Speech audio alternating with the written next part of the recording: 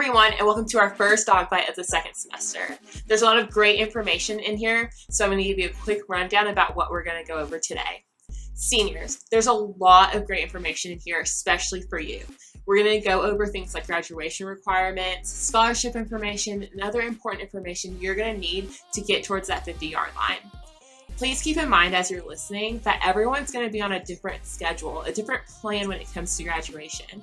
So please make sure that you're working on what matters most to you.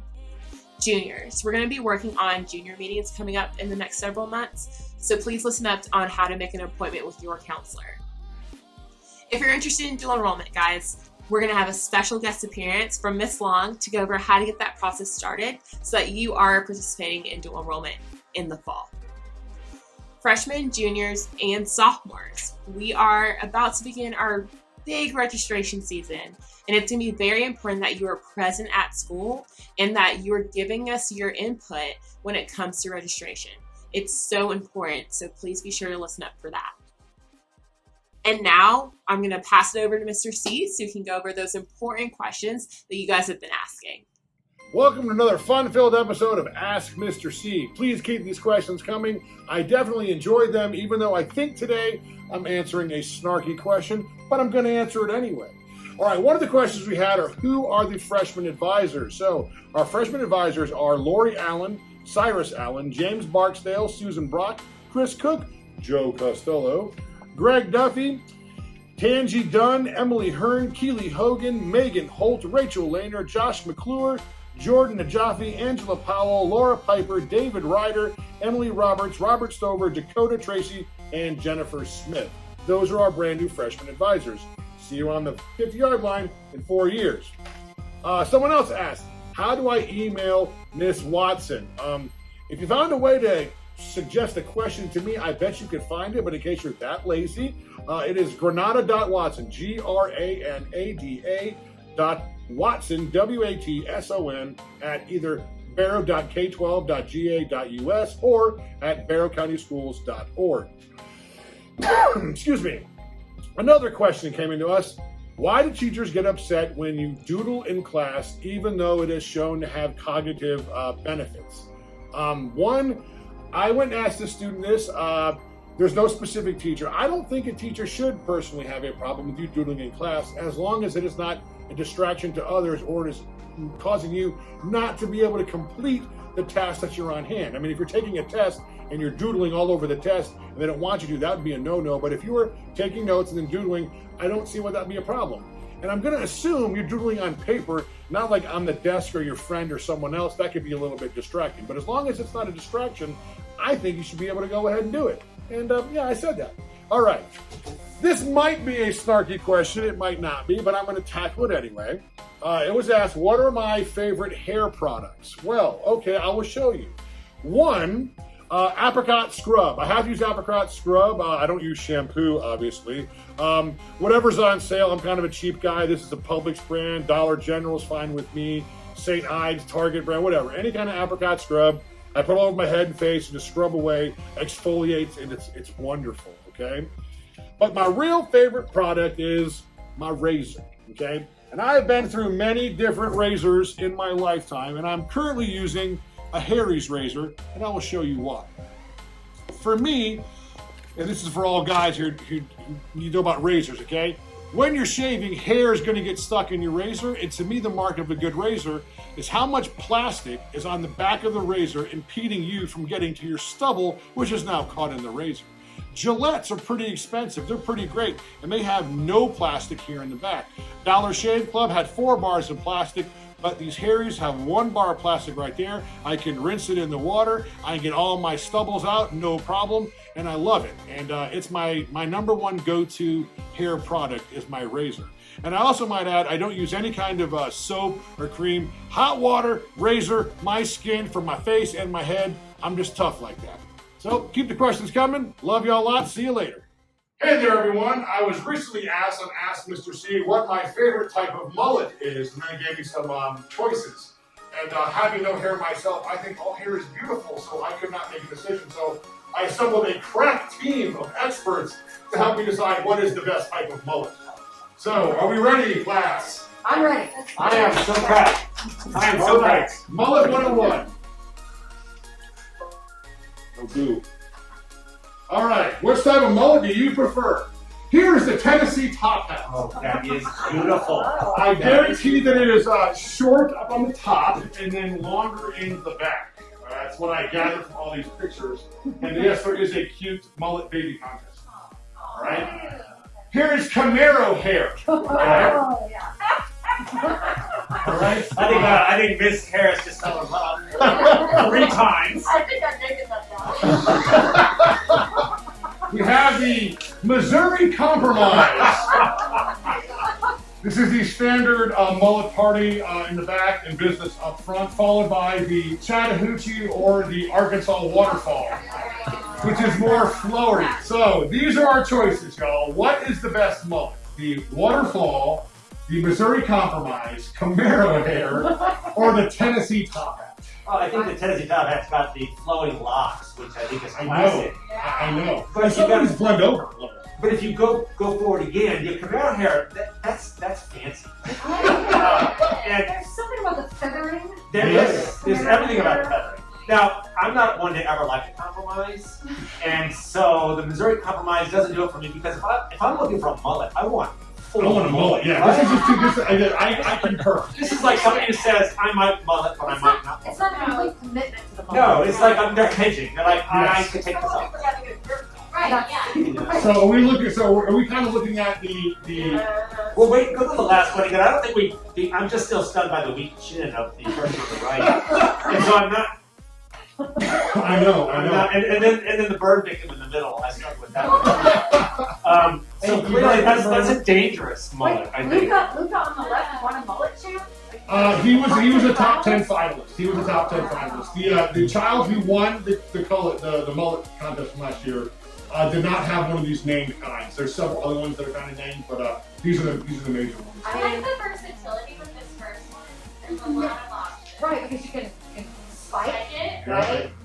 And I think that what the Tennessee top hat does as well is it gives you that shocking excitement of the surprise ending, because when they come at you, it's just short. They do. But when they turn the head, it's like that's the surprise ending. I definitely think the Tennessee top hat has the biggest ratio of like short to front and long. And I think that's a crowd pleaser. Not with Camaro hair, Camaro hair is that makes me warm.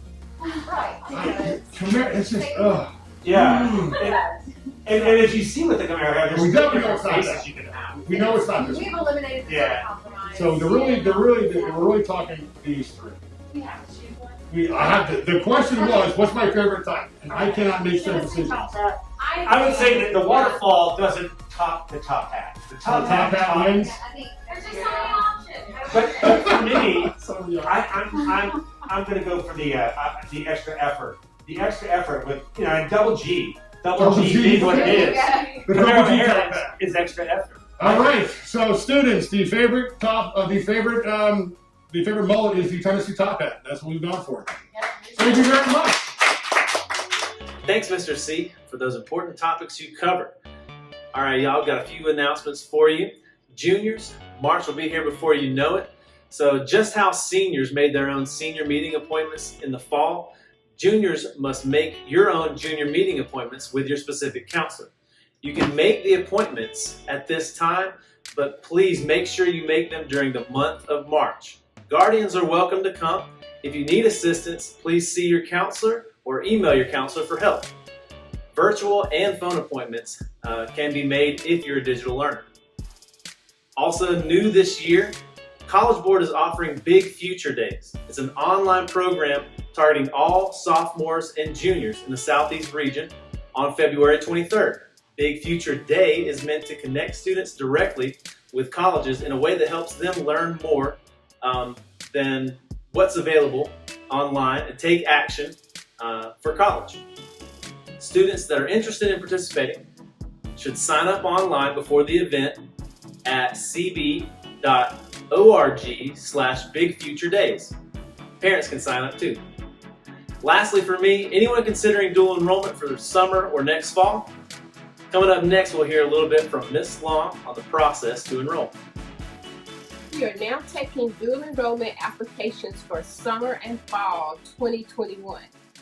Applications are for first-time students, current sophomores and juniors that's never participated in dual enrollment before. Your first step is to complete the purple parent permission form. Try to say that 3 times quick.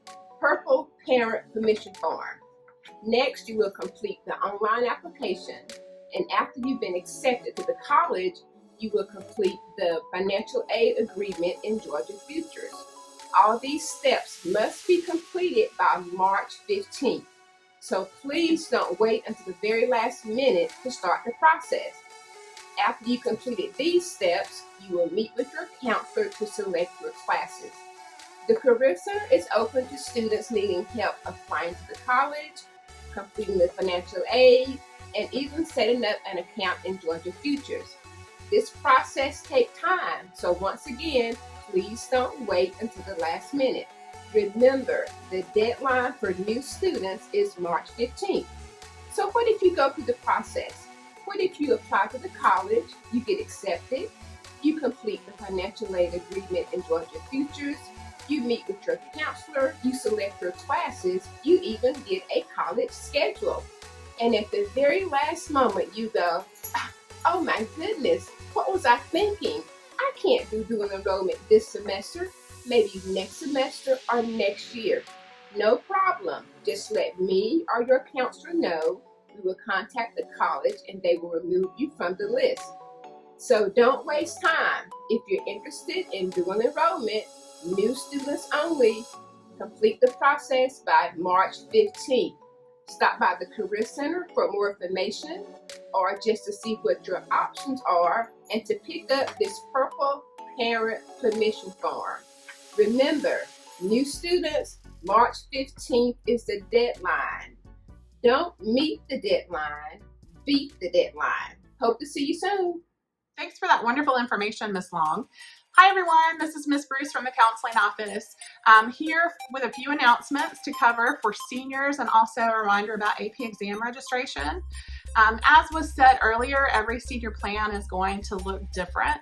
As counselors, we try to help everyone accomplish their individualized goals and tasks. So a few things that are coming up that you need to keep in mind. One is if you are planning to apply to college or technical school, or if you've already applied, then you need to complete the FAFSA, the free application for federal student aid.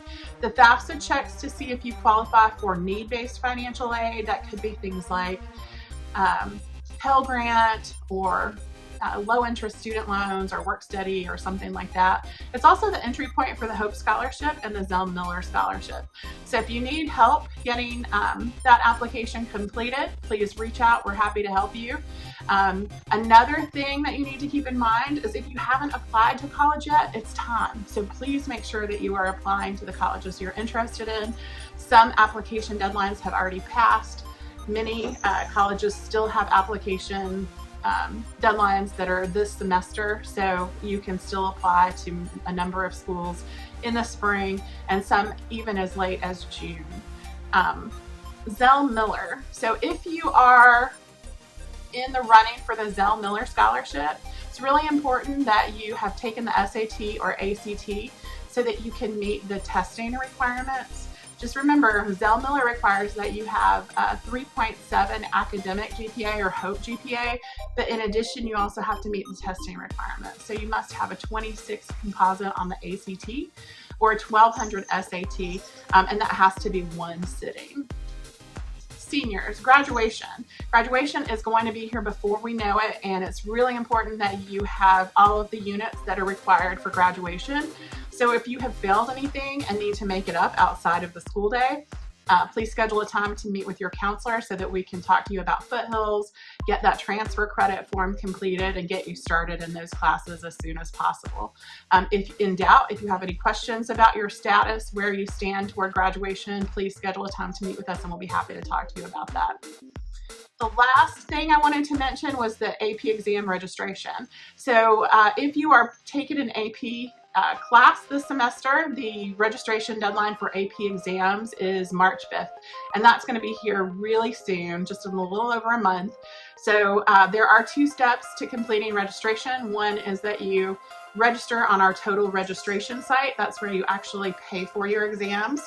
And the other is that you must verify that you are registered for your exam on your AP Classroom. And so both of those things must be done in order for exams to get ordered for you. So again, the deadline is March 5th. If you need instruction on how to access those websites, then go to our counseling website and there's complete information there. You can also check on social media. That information is there as well. So that's it for me. I hope you have a great week, a great rest of your day, and let us know how we can help. Hey Bulldogs, want a free Zaxby's gift card? Yes, a free gift card with real money on it. If you pass all of your classes this semester, you will be entered to win one of these gift cards. Make sure you put your double G effort into all of your classes so you can enter to win. Underclassmen, as was mentioned at the beginning of the video, we are fast approaching registration season, where we will choose the courses for next school year. Students, your second semester teachers will be registering you for next year's courses from February 8th through 12th. Then, February 12th through 19th, advisors will help you complete your graduation plan review and choose your pathways and electives for next school year. Course reveal night will happen for us on February 23rd, and more details will follow. Be sure to get your copy of your requested courses so that if you need any changes, they are turned in on time. And don't forget, if you're ever having a hard time, you are always welcome to stop by the counseling office, make an appointment, or if it's an emergency, you can come on up. And of course, you can also talk to any trusted adult you have in your life. Now let's hear from Nurse Davis for some great reminders as we start this new semester back. Students, I just have a quick video that I'd like for you to watch. It's just some safety factors in keeping us all healthy and safe. I thank you. You've done a great job so far, and just keep up the good work. It's important to wear cloth face coverings when you're out in public and around people who don't live in your household. Face coverings act as a barrier to help slow or reduce the spread of COVID-19. Wash your hands before putting on your face covering. Put it over your nose and mouth and secure it under your chin. Fit it snugly against the sides of your face, but make sure you can breathe easily. Don't put the face covering around your neck or on your forehead, and don't touch it. If you do, wash your hands. Never share or swap face coverings. When you get home, carefully take off your face covering by stretching the ear loops or untying the strings behind your head. Fold the outside corners together and put it aside for washing. Then wash your hands. Cloth face coverings should be washed and dried after use each day. Label your face covering with your name or initials. Bring a backup in case it's needed. In addition to wearing cloth face coverings, remember to follow everyday healthy habits. Wash your hands often, stay 6 feet away from others, and stay home if you're sick. If you have any questions about wearing a face covering at school, contact your school nurse, a trusted resource for students, parents, and staff.